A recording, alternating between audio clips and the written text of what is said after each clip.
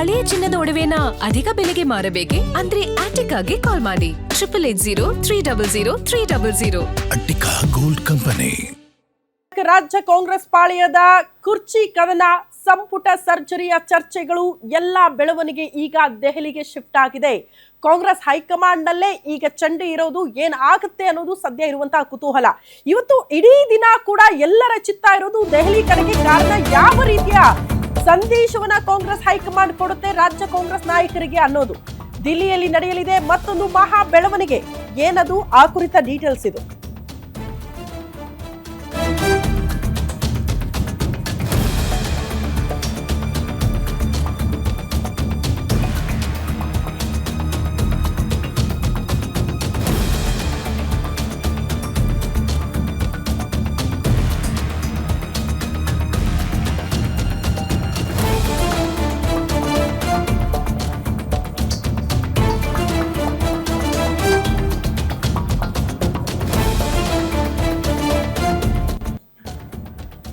ದೆಹಲಿಯಲ್ಲಿ ಮತ್ತೊಂದು ಬೆಳವಣಿಗೆ ಆಗಲಿದೆ ಅಂತೆ ಇವತ್ತು. ಅದು ಕೂಡ ಮಹಾ ಬೆಳವಣಿಗೆ ಅಂತೆಲ್ಲ ವಿಶ್ಲೇಷಣೆ ಮಾಡ್ತಿದ್ದಾರೆ.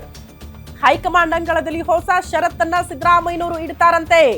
ಸಿದ್ದರಾಮಯ್ಯನವರು ಖಂಡಿತ ಇಡ್ತಾರೆ. ಸಿಎಂ ಸ್ಥಾನದಿಂದ ಕೆಳಗಿಳಿಯೋದಾದ್ರೆ ಬದಲಾವಣೆ ಅನಿವಾರ್ಯ ಅಂತ ಅನ್ಸಿದ್ರೆ ಷರತ್ತುಗಳನ್ನ ಈಡೇರಿಸಲೇಬೇಕು. ಆಗ ಷರತ್ತು ರಾಮಯ್ಯ ಆಗ್ತಾರೆ ಸಿದ್ದರಾಮಯ್ಯನವರು. ಒಂದು ವೇಳೆ ಬದಲಾವಣೆ ಮಾಡೋದೇ ಆದ್ರೆ ದಲಿತರಿಗೆ ಸಿಎಂ ಸ್ಥಾನ ಕೊಡಿ, ಅದಕ್ಕೆ ನಾನು ಓಕೆ ಅಂತೀನಿ. ಡಿ.ಕೆ. ಶಿವಕುಮಾರ್ ಅವ್ರಿಗೆ ಪಟ್ಟ ಕಟ್ಟೋದಾದ್ರೆ 4 DCM ಹುದ್ದೆ ಸೃಷ್ಟಿ ಮಾಡಬೇಕು. ಈ ಕ್ಷಣಕ್ಕೆ ನಾನು ಹೇಳಿದವ್ರಿಗೆ DCM ಪಟ್ಟ ಕೊಡಬೇಕು ಅಂತ, ನಾನು ಹೇಳಿದವರಿಗೆ ಉಪಮುಖ್ಯಮಂತ್ರಿ ಸ್ಥಾನ ಕೊಡಬೇಕು ಅನ್ನುವಂತ ಡಿಮ್ಯಾಂಡ್ ಇಡ್ತಾರೆ. ಯಾಕಂದ್ರೆ ಸಿದ್ದರಾಮಯ್ಯನವ್ರನ್ನ ನಂಬ್ಕೊಂಡು ಇಷ್ಟು ದಿನ ಹಿಂದೆ ಮುಂದೆ ಪಾಪ ಓಡಾಡ್ತಿದ್ರಲ್ಲ ಸತೀಶ್ ಜಾರಕಿಹೊಳಿ ಸೇರಿದಂತೆ ಹಲವು ಸಚಿವರುಗಳು. ಅವರ ಪರಿಸ್ಥಿತಿ ಏನು, ಅವರ ಅಸ್ತಿತ್ವದ ಪ್ರಶ್ನೆ ಏನು, ಹಂಗಾಗಿ ಅವ್ರಿಗೆಲ್ಲ DCM ಸ್ಥಾನ ಕೊಡಬೇಕು ಅನ್ನುವಂಥ ಪಟ್ಟು ಹಿಡಿಯುವ ಸಾಧ್ಯತೆ ಇದೆ. ಪ್ರಮುಖವಾಗಿ ಸಿದ್ದರಾಮಯ್ಯನವರ ಮಗ ಯತೀಂದ್ರ ಸಿದ್ದರಾಮಯ್ಯನವರಿಗೆ DCM ಪಟ್ಟ ಕೊಡಬೇಕು ಅನ್ನುವಂಥ ಡಿಮ್ಯಾಂಡ್ ಕೂಡ ಇಟ್ಟರೂ ಆಶ್ಚರ್ಯ ಪಡಬೇಕಾಗಿಲ್ಲ. ಈ ಬಗ್ಗೆ ಮತ್ತಷ್ಟು ಡೀಟೇಲ್ಸ್ ಅನ್ನ ಕೊಡ್ತಾ ಹೋಗ್ತಾರೆ political bureau head Maruti Pavagada. ಹಾಗೆ ನೇರ ಸಂಪರ್ಕದಲ್ಲಿದ್ದಾರೆ. ಯಾಕಂದ್ರೆ ದೆಹಲಿಯಲ್ಲಿ ಪ್ರತಿ ಕ್ಷಣದ ಮಾಹಿತಿಯನ್ನ ನಿಮ್ಮ ತನಕ ತಲುಪಿಸುವ ಕೆಲಸ ಮಾಡ್ತಿದ್ದಾರೆ, ಏನ್ ಡೆವಲಪ್ಮೆಂಟ್ ಆಗ್ತಾ ಇದೆ ಅಂತ. ಮಾರುತಿ, ಸಿದ್ದರಾಮಯ್ಯನವರು ಇಫ್ ಸಪೋಸ್ ನೀವು ಸಿಎಂ ಸ್ಥಾನದಿಂದ ಕೆಳಗಿಳಿಲೇಬೇಕು ಅಂತ ಹೈಕಮಾಂಡ್ ಹೇಳ್ತು ಅಂತ ಅಂದ್ರೆ ಇಡುವ ಷರತ್ತುಗಳು ಹೆಂಗಿರುತ್ತೆ ಅಂತ ಅಷ್ಟು ಈಸಿಯಾಗಿ ಸಿದ್ದರಾಮಯ್ಯನವ್ರನ್ನ ಇಳಿಸಕ್ಕಾಗಲ್ಲ ಅನ್ನೋದು ಕಾಂಗ್ರೆಸ್ ಹೈಕಮಾಂಡ್ಗೂ ಗೊತ್ತಿರುವಂತಹ ವಿಚಾರ. ಹಂಗೆ ಏಕಾಏಕಿ ಇಳಿಸಿದ್ರು ಕೂಡ ಆಗುವಂತ ಡ್ಯಾಮೇಜ್ ಏನನ್ನೋದು ಗೊತ್ತಿರುವಂತಹ ವಿಚಾರ. ಆದ್ರೆ ಇಡುವ ಷರತ್ತುಗಳೇನು, ಸಿದ್ದರಾಮಯ್ಯನವ್ರನ್ನ ನಂಬ್ಕೊಂಡಿದ್ದಾರಲ್ಲ ಕೆಲವರು, ಅವರ ಅಸ್ತಿತ್ವದ ಪ್ರಶ್ನೆ ಏನು, ಮೋಸ್ಟ್ಲಿ ಅವರಿಗೆಲ್ಲ ಉನ್ನತ ಸ್ಥಾನಮಾನದಲ್ಲಿ ಕೂರ್ಸಿನೇ ಸಿದ್ದರಾಮಯ್ಯನವರು ಎಕ್ಸಿಟ್ ಆಗ್ತಾರಾ ಅನ್ನೋದು ಪ್ರಶ್ನೆ ಇದೆ.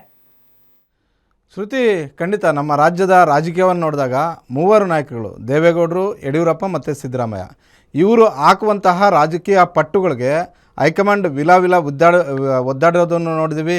ಹೈಕಮಾಂಡನ್ನು ಬಗ್ಸಿರೋದನ್ನು ಕೂಡ ಹಲವು ಸಂದರ್ಭಗಳಲ್ಲಿ ನೋಡಿದ್ದೀವಿ.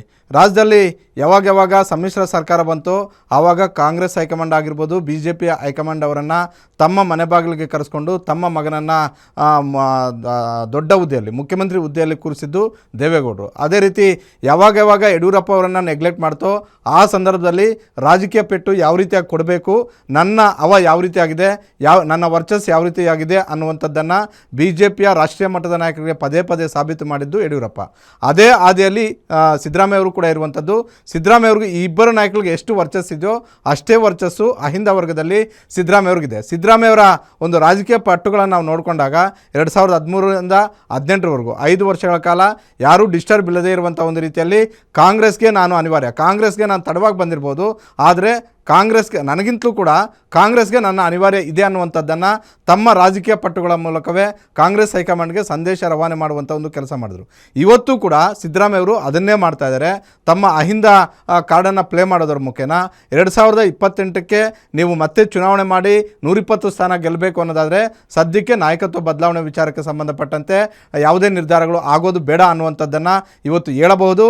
ಇದೇ ತಯಾರಿಯಲ್ಲಿ ಹೋಗಿದ್ದಾರೆ. ಒಂದು ವೇಳೆ ಸಿದ್ದರಾಮಯ್ಯರ ಈ ವಾದವನ್ನು ಮಂಡನೆ ಮಾಡಿದ್ರೆ ಆಪ್ಷನ್ 2 ಅವ್ರ ಬಳಿ ಇರೋದೇನಂತ ಹೇಳಿದ್ರೆ, ಅವರ ಟೀಮ್ ಲೆಕ್ಕಾಚಾರ ಹಾಕಿರೋದೇನಂತ ಹೇಳಿದ್ರೆ, ಒಂದು ವೇಳೆ ನಾನು ಒಪ್ಪದವರನ್ನೇ ಮುಖ್ಯಮಂತ್ರಿ ಮಾಡಬೇಕು, ಅದು ದಲಿತ CM ಆಗಬೇಕು ಅನ್ನುವಂಥ ಒಂದು ಕೂಗು ರಾಜ್ಯದಲ್ಲಿ ಆಗಿಂದಾಗೆ ಬರ್ತಲೇ ಇದೆ. ಅದು ಕಾಂಗ್ರೆಸ್ ಇದ್ದಾಗಲೂ ಬರುತ್ತೆ, BJP ಅವರು ಇದ್ದಾಗಲೂ ಕೂಡ ಬರುತ್ತೆ. ಆದರೆ ಕಾಂಗ್ರೆಸ್ ಅವರು ಇದ್ದಾಗ ಹೆಚ್ಚು ಅದು ಚರ್ಚೆ ಆಗುತ್ತೆ.